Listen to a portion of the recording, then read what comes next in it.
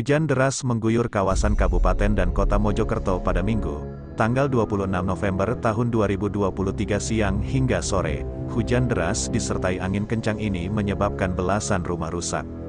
Wilayah yang terdampak itu di wilayah Desa Kupang, Kecamatan Jetis, Kabupaten Mojokerto. BPBD Kabupaten Mojokerto mendapat laporan kejadian tersebut sekitar pukul 13.30 waktu Indonesia Barat. Di Desa Kupang, Kecamatan Jetis, Mojokerto telah turun hujan dengan intensitas sedang, lebat disertai angin kencang sesaat.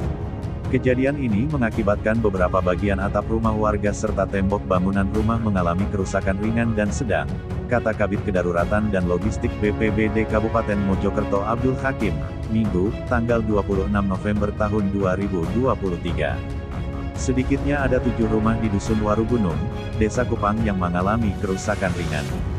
Sedangkan 5 lainnya mengalami kerusakan sedang. 1 tembok rumah diantaranya tembok rumahnya roboh. Menurut Hakim, milik Prayitno roboh karena konstruksinya sudah miring sebelumnya.